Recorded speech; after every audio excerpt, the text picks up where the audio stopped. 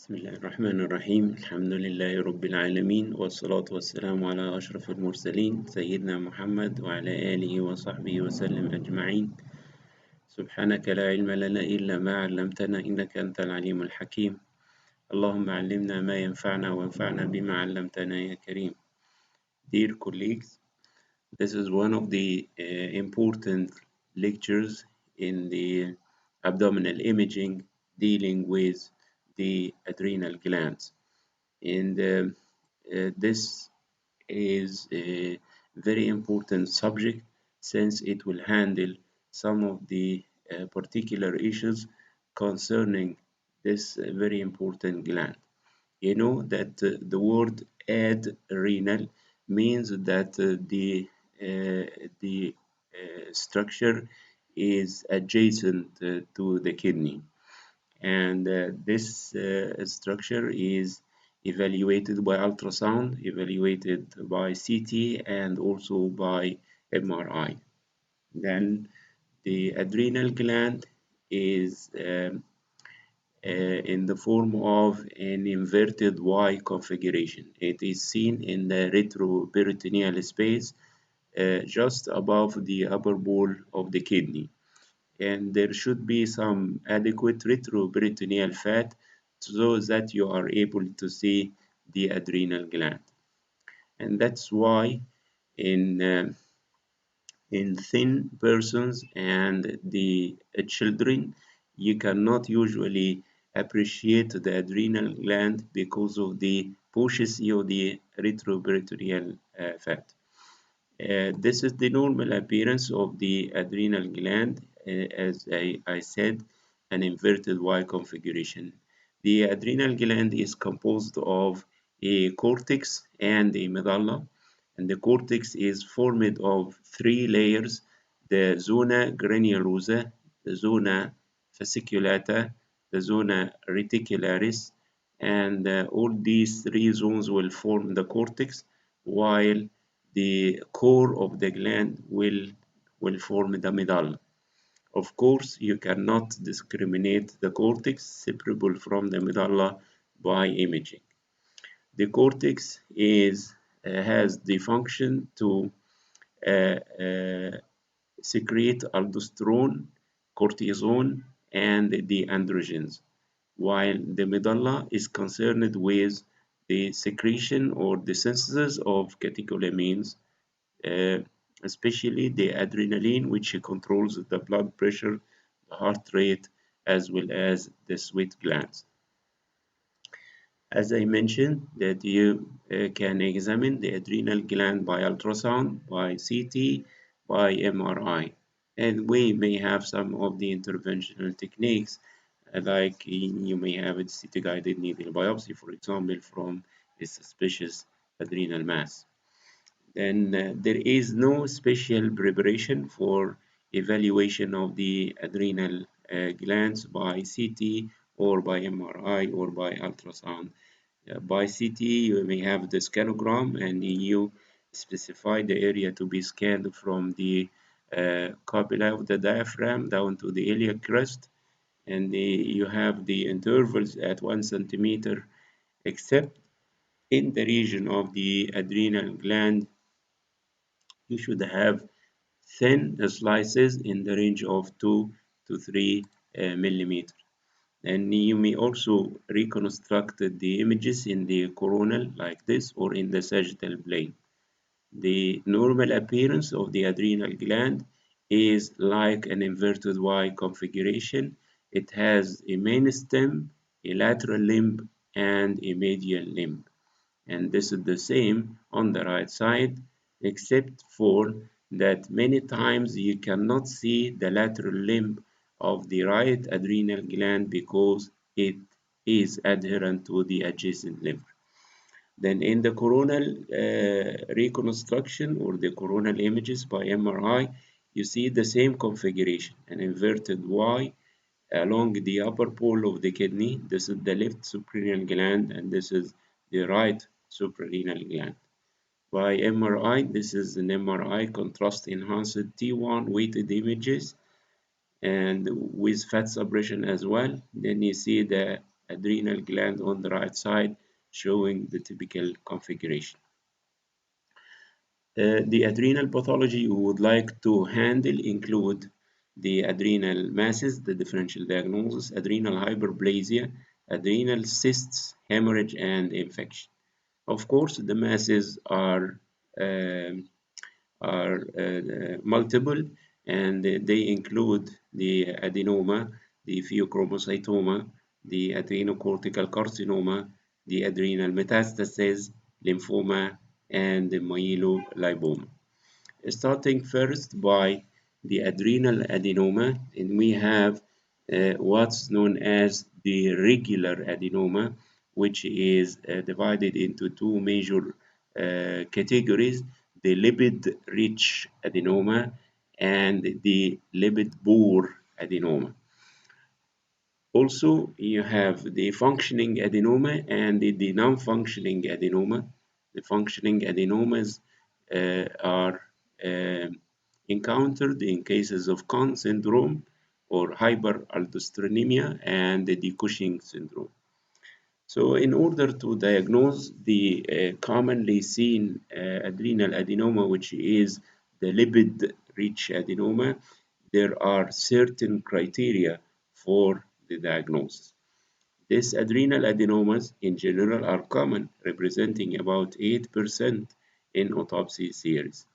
And the lipid-rich adenoma is usually of low density on the non-contrast CT images, and it will enhance whenever you inject contrast material, then the enhancement will wash out in the delayed film or in the delayed scans. Then it is stated in the literature, in order to be sure that you are diagnosing a lipid-rich adenoma, a density less than 10 Hounsfield unit on the pre-contrast CT images has a diagnostic specificity reaching about 100%. And if the density is in the range of -10, below 0 or around 0, this is almost specific for the microscopic fat. Then, in order to diagnose the lipid-rich adenoma, which is the well-known form of the adenoma, then you have the pre-contrast CT scan, then you inject contrast media, then you have a delayed 10-minute scan after injection of contrast. And here is an example. You see, this adenoma measures minus 12.8 Hounsfield unit in the pre-contrast study. And after injection of contrast, it will enhance similar to any other structure, which it does not have this enhancement has no effect on the diagnosis. But which is very important is the washout of the contrast seen in the delayed scans taken 10 minutes after contrast injection. And you see here the CT scan of a suprarenal adenoma on the right side showing a relative hypodensity. Then in order to be sure that this is a lipid-rich adenoma, there are some ways. One of these ways is to have the out-of-phase MR scanning, which are specific for the microscopic fat. Look at this example. There is a small adrenal adenoma on the right side of relative hypodensity. In the T1, it shows low signal. In the T2, it shows intermediate signal. In the out-of-phase image, you see marked drop of the signal characteristic of the presence of microscopic fat, denoting that this is a lipid-rich adenoma. Then for the confident diagnosis of lipid-rich adenoma, you need one of the following, or you need some of the following. Number one, density less than 10 Hounsfield unit on non-contrast CT scan. Normal enhancement in 1 minute scan. with significant washout on a 10-minute scan. This means that in order to scan the region of the suprarenal gland by CT, first you have a scan without injection of contrast medium. Then you inject you measure first the density of the suprarenal mass in the pre-contrast scans and inject the contrast and measure the density of the gland after contrast injection. Then wait for 10 minutes and scan again the suprarenal gland and measure the density of the gland in this delayed 10-minute scan. Also, one of the helpful criteria or the helpful imaging is the MRI T1 out of phase, where you got marked drop in the signal of the mass in the out of phase images. Then let us look at this example by CT. There is an adrenal mass on the right side. The density in the pre-contrast scan is 6 Hounsfield unit. Then after injection of contrast, it is 60 Hounsfield unit.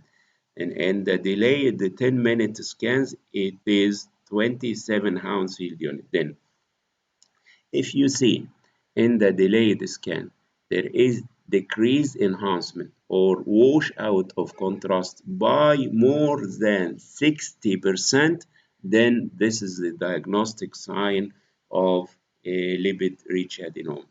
And the pre-contrast density is around 0, plus 10, minus 10. After contrast injection, the gland will enhance similar to any other structure, but in the delayed scan, the gland will wash out the contrast by more than 60% compared to the initial post-contrast scan. And here is an example of adrenal adenoma on the right side. This is T2 weighted image, and this is the adenoma, this is the inferior vena cava, and this is the aorta. In the T1 out of phase images, you see marked drop of signal of the lesion, diagnostic of lipid-rich adenoma. Then you try as much as you can to diagnose this lipid-rich adenoma by the two ways I have mentioned, the CT scan and the MRI. In the CT scan, you use the criteria of pre-contrast density and the washout of contrast in the delayed scan. By MRI, you use the criteria of drop of signal in the out of phase T1 weighted images. Another form of adrenal adenoma, which is known as the lipid-poor adenoma. This represents about 30% of the adenomas, which will behave as follows. Number one, in the pre-contrast scans, the density of this adenoma will be higher than 10 Hounsfield unit. If you inject a contrast, the adenoma will enhance similar to any other structure. But in the delayed 10-minute scan, there is washout of contrast by more than 60%, similar to the lipid-rich adenoma. Then the only difference between lipid-poor and the lipid-rich adenoma lies in the pre-contrast scans, where the density is higher than 10 Hounsfield unit.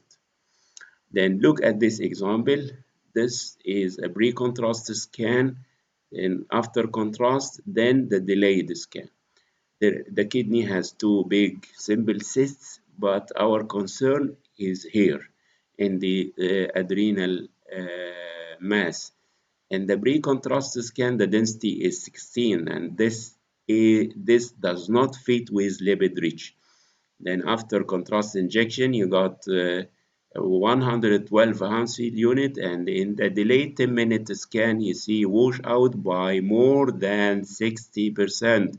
And this is what we call lipid-poor adenoma. Then if you see an adenoma like this with the density minus 19, then you feel that you are dealing with a lipid-rich adenoma. And also you should consider that you cannot see macroscopic fat within the gland, like this fat, for example, or like this fat. I mean, you see microscopic fat guided by the density of the lesion. Then after enhancement, you follow the same rules. Okay, in this example, this patient had nephrectomy for renal cell carcinoma, and we used to diagnose any lesion in the body as metastatic deposit until proved otherwise, except in this adrenal area. In the adrenal area, if you succeeded to diagnose lipid-rich adenoma in the adrenal gland, you can safely exclude the possibility of metastasis, even if there is a non-primary malignancy uh, in this case. Then this patient had a renal cell carcinoma and had a suprarenal mass on the right side, but the density of the mass is minus 4.5, making the diagnosis of lipid-rich adenoma is more likely than metastatic deposit. Then the adrenal adenoma is a well-defined lesion in the suprarenal gland. If the density is around 0, minus 10, plus 10, you may think of lipid-rich adenoma. But if the density is higher in the pre-contrast scan, lipid poor and the other suprarenal masses are included in the differential diagnosis. You can include metastasis, carcinoma, pheochromocytoma, granulomatous disease, as well as lipid poor adenoma. Then if you have a suprarenal lesion and you succeeded to diagnose this as lipid-rich adenoma following the rules of CT and MRI, then the differential diagnosis is stopped here. But if you fail to reach this diagnosis, then you are in the course of a big list of differential diagnosis, including most of the suprarenal gland pathology. Then here is a lesion in the left suprarenal gland with a pre-contrast density around 45 Hounsfield unit, meaning that it is not by any mean a lipid-rich adenoma. Then you go in the differential diagnosis. It may be lipid poor, it may be adrenal metastasis if there is a non-primary malignancy, or adrenocortical carcinoma, or pheochromocytoma if the clinical picture can fit with this diagnosis. Then I mean that if you see an suprarenal mass and this mass does not fulfill the criteria of a lipid-rich adenoma, then the differential diagnosis is wide, including lipid-poor adenoma, adrenal metastasis, adrenocortical carcinoma, pheochromocytoma, and granulomatous disease. And this is an example. You see a mass in the left suprarenal gland, and the mass is relatively dense. It contains calcium. Then you think of an adenoma, but you should include the rest of the possibilities I have mentioned. And of course, to reach the diagnosis, you should combine the clinical, the laboratory findings, and many times you need the help of CT guided or imaging guided biopsy to reach the final diagnosis. This is the appearance of an adrenal mass or adenoma by ultrasound above the kidney, and this is the appearance by CT, and you see a relatively enhancing mass in the region of the left suprarenal gland. But in this appearance, this is T1 and this is T1 out of phase, and you see a lesion in the left suprarenal gland, and in the out of phase images, you see marked drop of signal. Then you are in the diagnosis of lipid-rich adenoma. The Inconn syndrome means that there is excess mineralocorticoids produced in the blood, and this is usually caused by a functioning adrenal adenoma in about 70% of cases. But adrenal hyperplasia or carcinoma may contribute for a minor percentage of this disease. In this CT scan, and you see this adenoma in the left suprarenal gland, and then the adenoma in the suprarenal gland may be lipid rich and is functioning, and maybe lipid poor and is also functioning. Then it does not mean that the lipid rich adenoma is an innocent lesion which do not produce any symptoms. It may be functioning. And if it is functioning, it will produce one of two, either the Conn syndrome or the Cushing syndrome. Then the presence of hypertension and hypokalemia in a patient with an adrenal mass or adrenal adenoma is almost diagnostic of Conn's syndrome. Then if you see a mass in the suprarenal gland like this one, and you know from the history and the clinical data that the patient is hypertensive and he has also hypokalemia, then you think of Conn syndrome, which the adrenal adenoma is responsible for this syndrome in about 70% of the cases. Aldosteronoma, meaning that the adrenal adenoma, which is secreting aldosterone, is usually unilateral, and it ranges between half centimeter and 2.5 centimeter. And if you cut this adenoma, the cross section will be golden yellow, meaning that it is rich of fat. Then Cushing syndrome is caused by the excess corticoid production, and also in 70% of the cases is caused by ACTH overproduction, very commonly by or one of the causes for this abnormal ACTH production is the pituitary adenoma central or functioning adrenal adenoma in about 20% of the cases. And also you remember that adrenocortical carcinoma and adrenal hyperplasia may contribute to some of the functioning syndromes. And also this Cushing syndrome may be the sequelae of bronchial carcinoid or small lung cancer, which contribute also to the increased ACTH production. Then you see in this MRI T1 weighted image a mass in the region of the left suprarenal gland, and this is a patient with chronic abdominal pain. The patient had a medical history of type 2 diabetes, hypercholesterolemia, and hypertension. The MRI showed about 4 centimeter enhancing mass in the left suprarenal gland. This is T1 and this is T2 and this is T1 post contrast.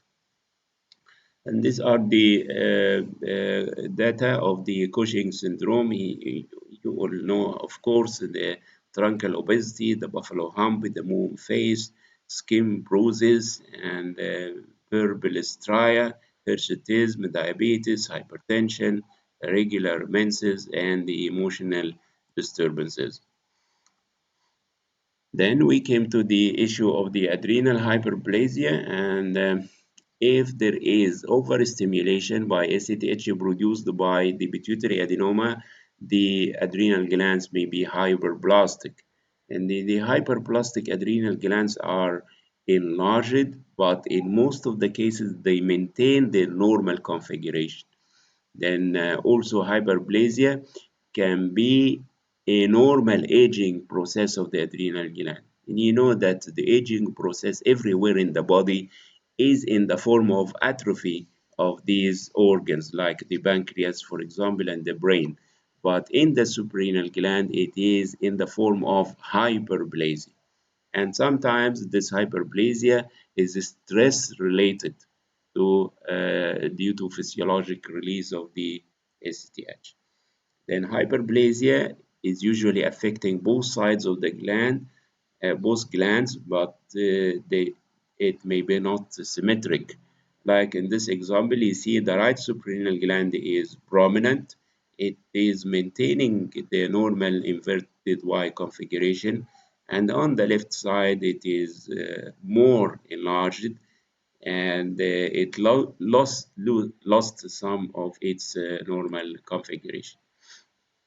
Then the adrenal hyperplasia is usually bilateral. If it is unilateral, you can see differential diagnosis like adrenal adenoma, for example, adrenal hemorrhage, and the normal aging process as well if the lesions are on both sides.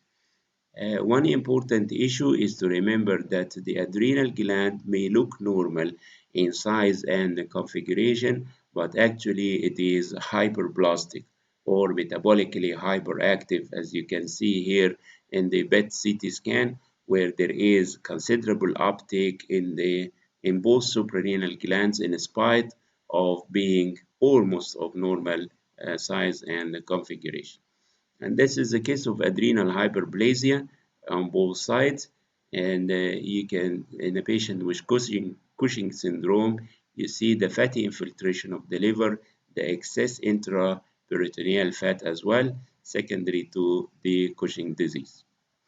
Then we came to the pheochromocytoma, which is a tumor affecting the adrenal gland, and the role of 10% is well known in this particular lesion. 10% of the lesion are bilateral, and 10% are malignant. 10% occur in the pediatric age group. 10% occur outside the suprarenal glands. 10% have a familial predisposition, and 10% are not associated with hypertension. Then if you see a lesion like this, and you can see that there is a suprarenal mass on the right side posterior to the IVC. A suprarenal mass together with the presence of hypertension and the elevation of the catecholamines in urine or in the plasma is almost diagnostic of a pheochromocytoma. And the coronal CT reformatted images after contrast injection showing a right suprarenal mass representing a, a pheochromocytoma in this patient with hypertension and elevated catecholamines. And if you see a mass in the suprarenal gland, and this mass does not fit with the diagnosis of lipid-rich adenoma, then the differential diagnosis is wide, including lipid-poor adenoma, pheochromocytoma, adrenocortical hyperplasia, adrenal metastasis, and granulomatous disease.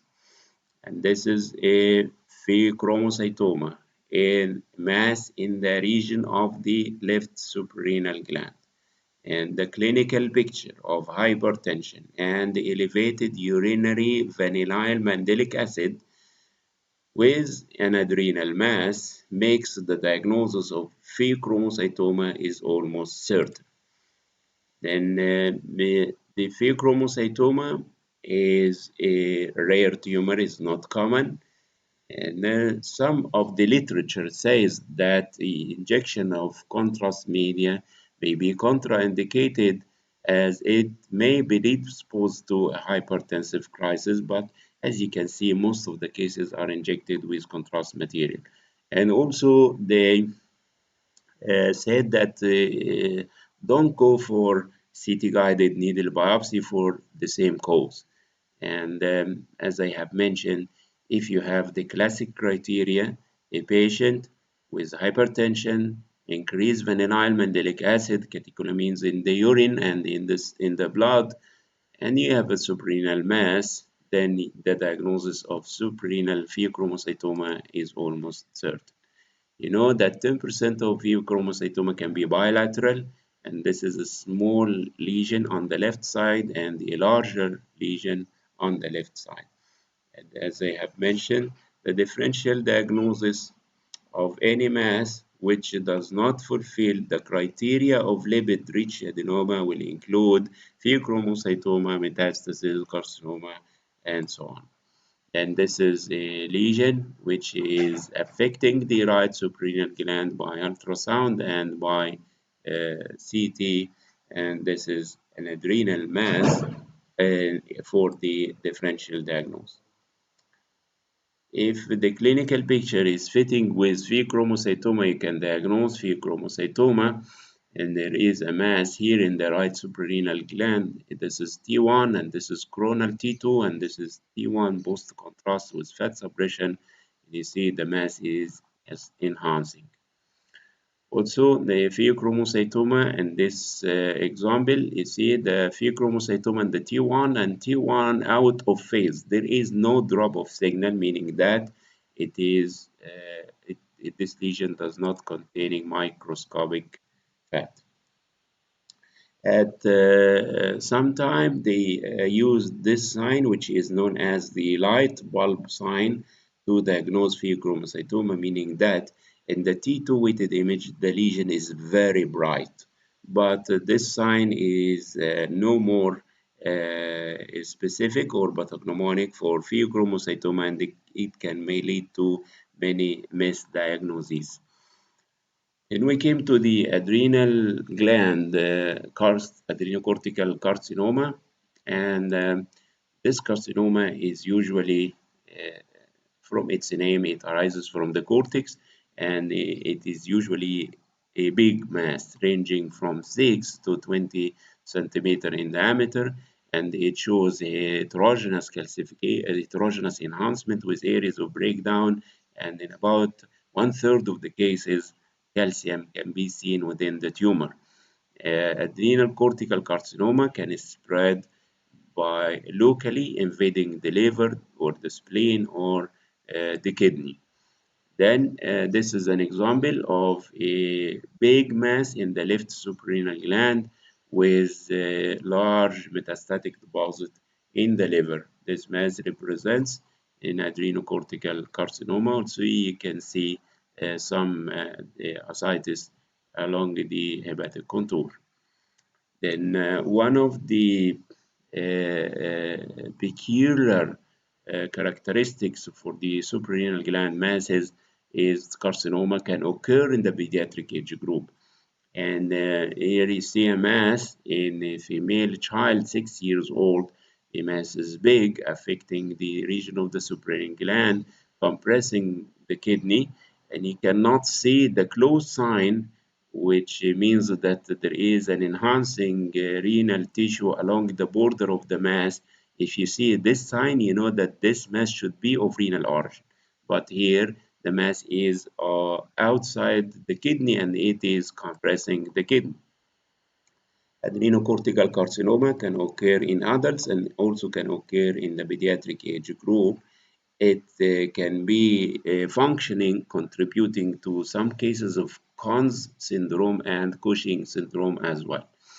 And you remember that adrenocortical carcinomas are usually big masses. You see a huge mass on the left side. This is T1 and this is T2 with areas of breakdown. And this is T1 with contrast.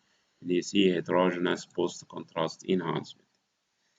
And this is a case of adrenal mass. On the right side, the adrenal gland on the left side is good, and the mass here is not sizable. It shows central areas of breakdown, and you may feel that there are some calcification inside.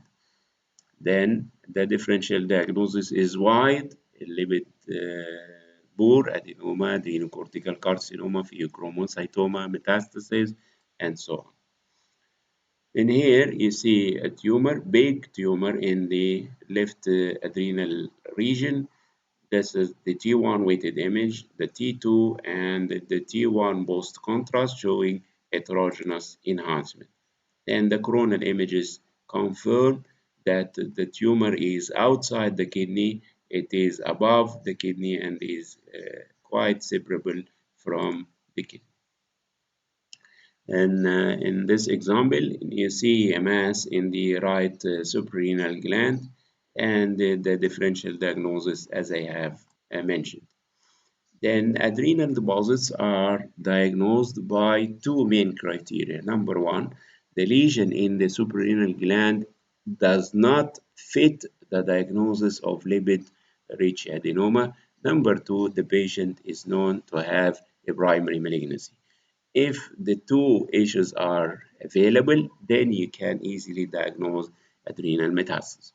And here you see two big masses in the region of the suprarenal gland. And you know, one of the most common primary malignancies that metastasize to the suprarenal gland is the bronchogenic carcinoma. But the breast cancer, also melanoma, can give metastasis to the suprarenal gland.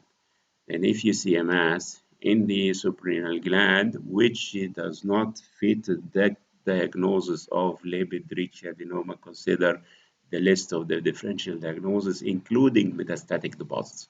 But if you know that the patient had a primary malignancy, then consider metastasis the first possibility.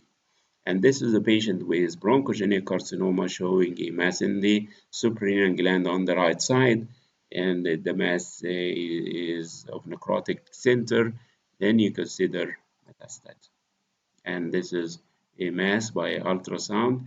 And for the diagnosis, you should know that the patient had a primary malignancy. And in this patient, there are bilateral adrenal masses together with multiple peritoneal masses representing metastatic deposits. And this patient with bronchogenic carcinoma has two big masses in the right and the left suprarenal gland representing metastatic deposits. And this is also a case of bronchogenic carcinoma with metastatic deposits in the left adrenal gland as well as in the right adrenal gland.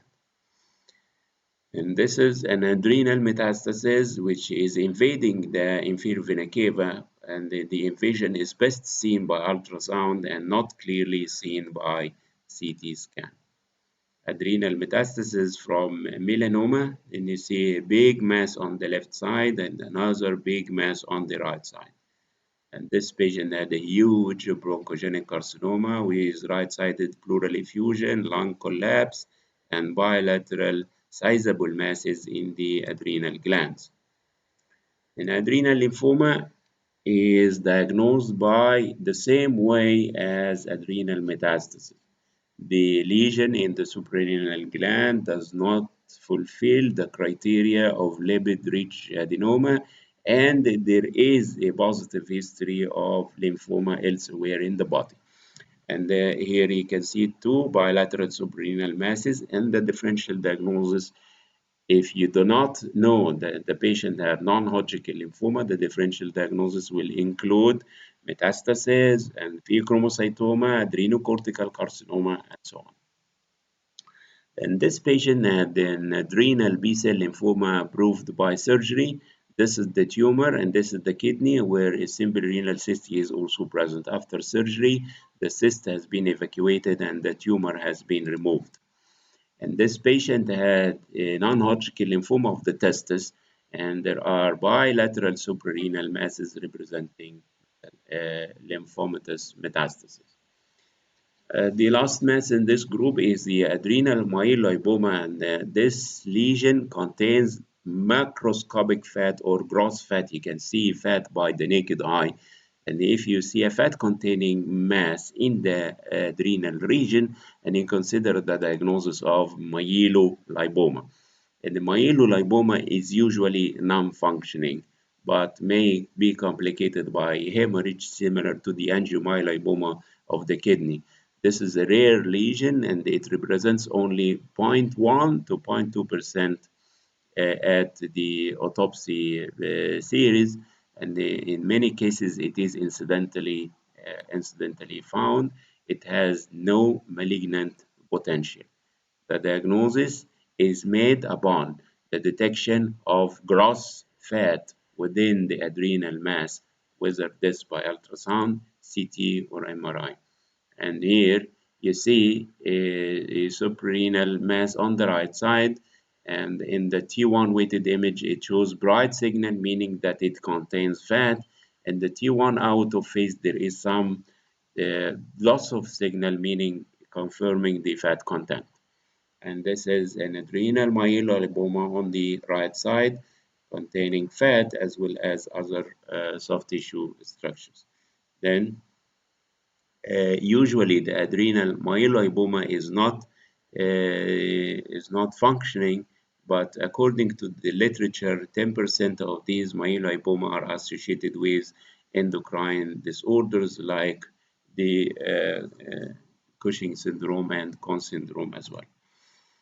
And this patient with low back pain, and you see a fat containing mass in the adrenal gland on the left side, the right one is good. And this is also an adrenal myelolipoma on the right side, fat containing lesion. And this is the way how to deal with the adrenal myelolipoma. The small lesions with characteristic imaging are left without treatment. Intermediate imaging finding, you are not sure that there is fat, then you should have a percutaneous biopsy. Large lesions producing mass effect or lesions having hemorrhage, they are surgically removed. And this is an example of a very small fat containing lesion in the right suprarenal gland representing adrenal myelolipoma. Then we came to the adrenal cysts, and the cysts in the adrenal gland may be due to maybe of endothelial nature or epithelial nature or pseudocysts or parasitic cysts. And we want to say that the cysts are rare, but all the cysts of whatever etiology, they have the similar imaging appearance, meaning that you got a lesion which is containing water. Sometimes it shows marginal calcification, but this calcium does not indicate that this is hydatid cyst in particular, since the endothelial and the epithelial and the pseudocysts may have marginal calcium. And if the epithelial cysts are very rare, then you are in the differential diagnosis between these two types, the endothelial and the pseudocyst. The pseudocyst is not a true cyst. It occurs following hemorrhage, following infection, and the endothelial cysts are those the true cysts. The complication of the cyst include hemorrhage, rupture, and infection, similar to any other cysts everywhere in the body. Then this is an adrenal cyst. If you see a cystic lesion containing fluid in the suprarenal gland, you say that this is adrenal cyst, and you cannot specify if it is pseudo or true unless you have the history. And this is adrenal lesion with peripheral calcification, and the lesion is unilocular with no enhancement. Then how can you know that this is a pseudocyst? There should be something in the history to lead you to the diagnosis of this. This example is to show that adrenal cysts, whether true or false or pseudo, they have the similar imaging finding. One of the differential diagnoses of this adrenal cyst, if it is located on the left side, is gastric diverticulum, since the gastric diverticulum is coming out from the fundus and it may appear here. But the differential diagnosis is easy, since if you give contrast media to the stomach, the diverticulum will fill with this contrast media. Typical appearance of adrenal cyst, a fluid containing mass with no enhancement, no calcium, no internal septations, and no mural nodules. And assisted by ultrasound will show hypoacuogenicity with the acoustic enhancement similar to any other cysts. And this is an adrenal cyst, and on the right side you see a fluid containing lesion with no mural nodules or enhancement. But if you see this typical appearance of hydatid cyst, a big cyst with internal mural, small cysts along the margin of the of the big cyst, and this is one of the classic appearances of hydatid, if you remember, as I mentioned in the lectures of the liver, spleen, and the kidneys. Then adrenal hemorrhage is the sequelae of trauma, but non-traumatic hemorrhage can also occur in overuse of anticoagulation or stress related to surgery, to sepsis, hypotension, and maybe idiopathic. 90% of the traumatic hemorrhage will occur on the right suprarenal gland because of the compression of the adrenal gland between the liver and the spine. And the hemorrhage, in most of the cases, if it is small, it will maintain the configuration of the adrenal gland as you see here. But in order to diagnose hemorrhage, and you should have the clinical picture and the history of trauma or history of surgery, or if you do not have a positive clue for the diagnosis of hemorrhage, and you will many times need to have a biopsy from this lesion. And this patient had a non-pleural mesothelioma which has been operated upon. This is before surgery. The right suprarenal gland was of normal size and configuration. After surgery, and you see the splint of the diaphragm, and there is some hemorrhage within the adrenal gland. And this is also hemorrhage. You can see that the hemorrhage is similar to fluid, but a little bit of higher density. And this should be included in the differential diagnosis of suprarenal masses.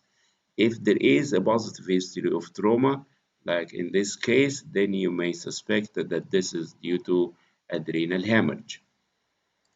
And finally, adrenal infection is usually diagnosed by the presence of calcium within the adrenal gland. And the presence of calcium is highly suggestive of TB, which is one of the known infections in our country. And you can see spots of calcium in the left suprarenal gland as well as in the right suprarenal gland. One of the lesions which may lead to calcification of the suprarenal glands and the kidneys as well. This is a pre-contrast scan. You see dense calcium in the suprarenal glands and dense calcium in the kidneys, and this is the familial Mediterranean fever. This is an autosomal recessive disease with recurrent attacks of fever and serozytes, and it affects, of course, the population around the area of the Mediterranean Sea. And the attacks are accompanied by very high level of serum amyloid protein A. And in some cases, you can see soft tissue and vascular calcification. Then you remember that the hemorrhage, when it subsides, may leave some calcium within the adrenal glands. But our role as radiologists, whenever we are confronted by similar cases with absence of positive history or clinical data, we just describe that there is the suprarenal glands are not enlarged, there are no masses, but there are few spots of calcium, which may be the sequelae of previous infection or the previous hemorrhage. And in the era of intravenous urography, sometimes you can see calcium in the suprarenal glands as an incidental finding with no previous complaints.